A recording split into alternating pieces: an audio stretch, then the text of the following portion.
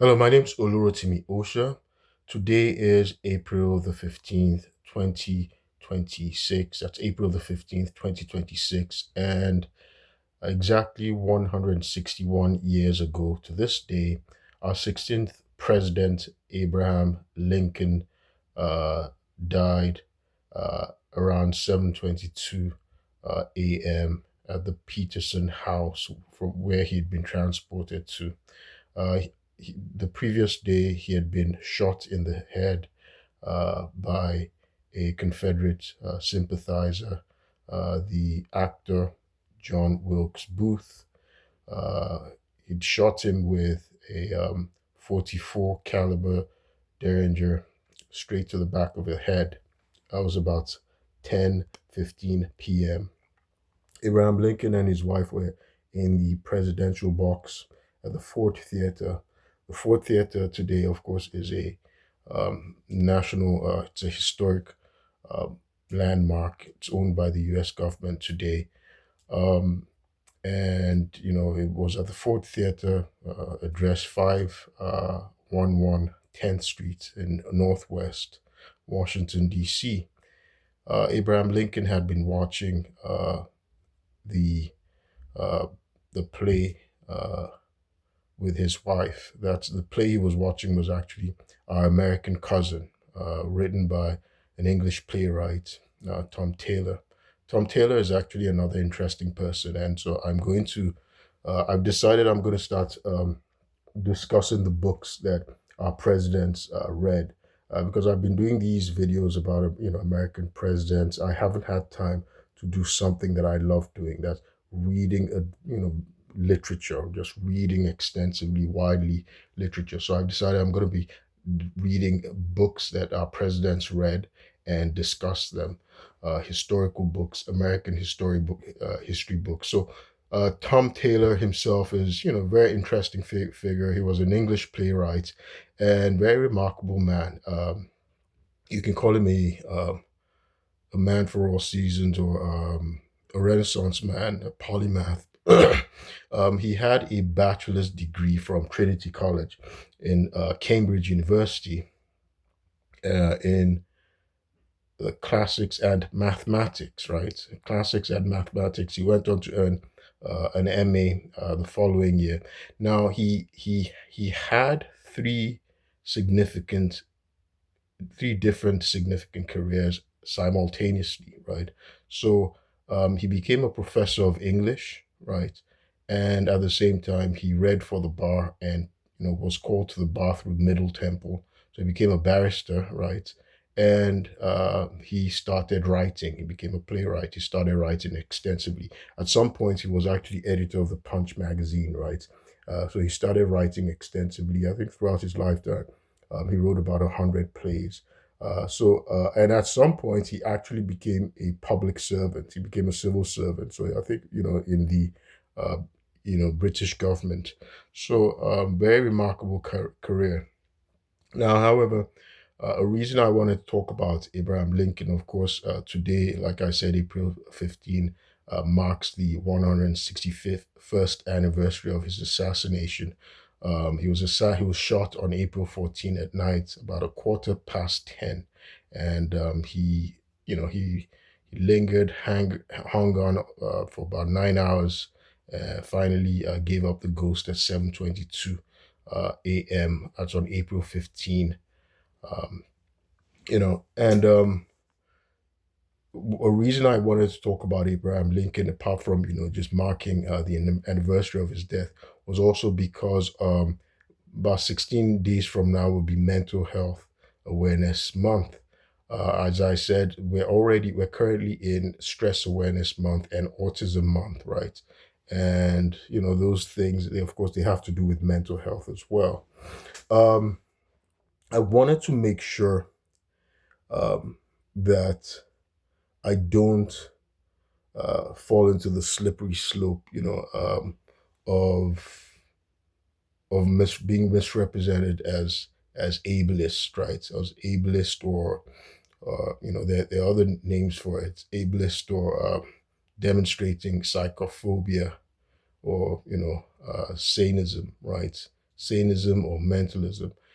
These have to do with people who stigmatize mental illness, right? They show a hatred or aversion for mental illness. And especially in these times, right, everybody's been calling out President Donald Trump because of his erratic behavior, his lack of empathy. And, they're saying, and because of his age as well, so in fact, Congress is setting up a body.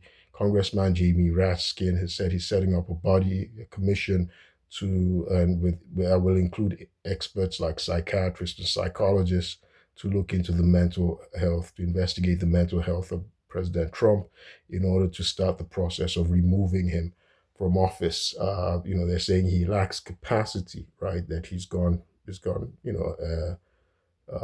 mental acuity has significantly become impaired, such that he's unable to discharge the duties, the powers and duties of the office of the president, right? So, but at the same time, we've got to be very careful. I once saw a survey that said, 40% of Gen Z, right?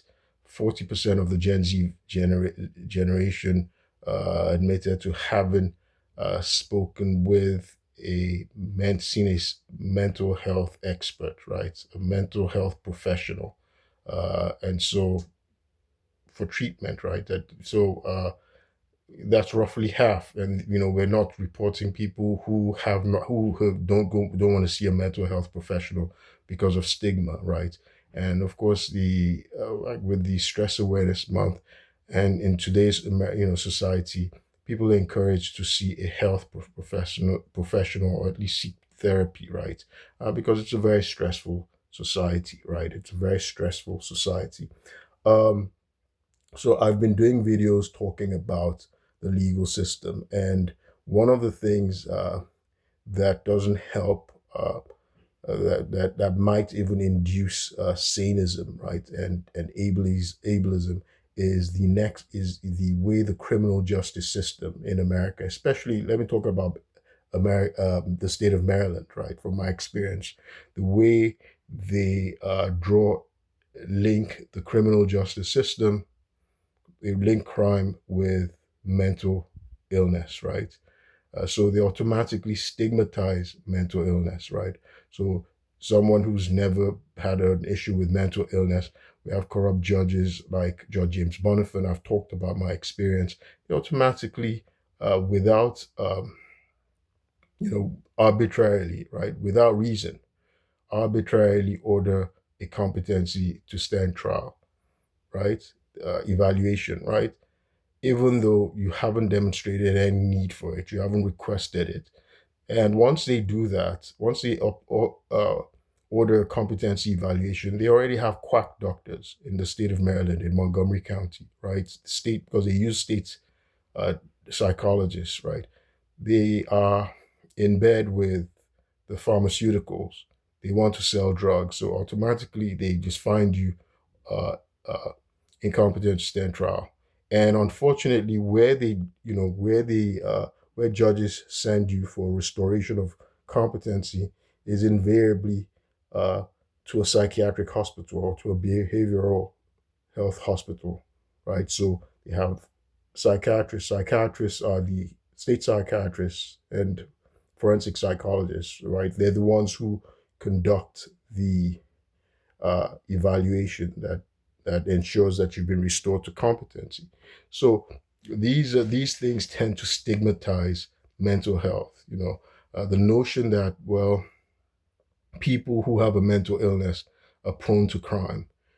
This is what it's perpetuating, right? This is what it's perpetrating and perpetuating in the state of Maryland, and other American states as well, that automatically link crime with a mental illness. So first of all, that has to be addressed in order to destigmatize mental illness.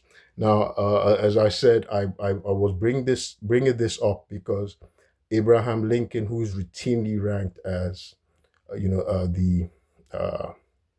the best president in the annals of U.S. history, um, is it's uh, it's the opinion of historians and mental health experts that Abraham Lincoln suffered from a mental illness, most likely bipolar to disorder, most likely bipolar disorder.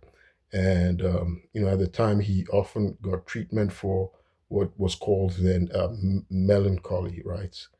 So he suffered from clinical depression. And many historians and, mental health experts today, they believe it was a symptom of bipolar disorder. So Abraham Lincoln demonstrated tremendous empathy. And so part of Sanism, part of ableism is to criminalize people who have a mental illness. And so that's not something I want to do. I'm going to take time and talk about people I met, right, when I was wrongfully committed, right? I was wrongfully committed. I never received treatment. In fact, the psychiatrist went on to say, no, that I don't have a mental illness. And I was never, receiving treatment, and I was cleared that I don't have a mental illness. And the judge acknowledged, the corrupt judge James Bonifant, who who committed fraud upon the court and found me incompetent to stand trial. He acknowledged that I don't have a mental illness because the psychiatrist told him, right? It didn't matter to him that my aunt, who's a psychiatrist, had written him that I don't have a mental illness. My family, my mother, had written the court that I don't have a mental illness, but he committed fraud upon the court anyway because he's a white old man, right? White men believe in America. I guess they believe that they're above the law. Well, maybe that's how the U.S. laws were created for them for them to suit their needs.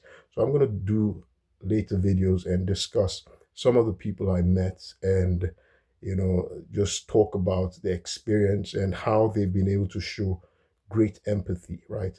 Uh, the fact that people have a mental illness, it doesn't mean that they're savages, or it doesn't mean that they're brutes or automatically psychopaths. No, many of them have tremendous empathy. And Abraham Lincoln, right, is a president who today, of course, then it wasn't a diagnosable condition, right? Uh, it's in retrospect that, given his life, his medical history, that modern experts are able to say, well, this guy was struggling with bipolar disorder. And he wasn't the only president. I've talked about John Adams. John Adams, in his diaries, the things he writes about, that, he hallucinates, he has his deep depression. John Adams, John Quincy Adams, Teddy Roosevelt, these were presidents we had who struggled with severe mental illness.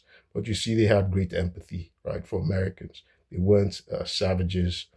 They weren't criminals, right? They weren't psychopaths.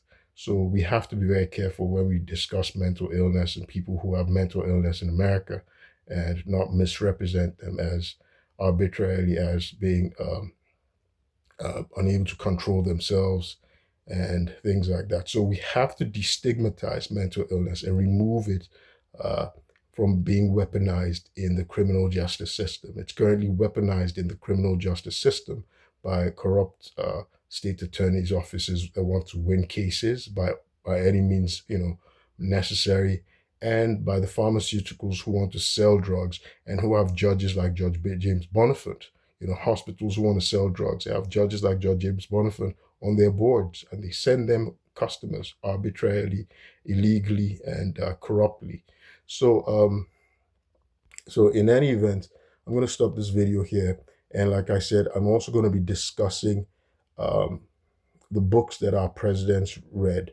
So that's going to give me an opportunity to read, more of these books, and I'll be able to discuss, books our presidents read, books of the American era, and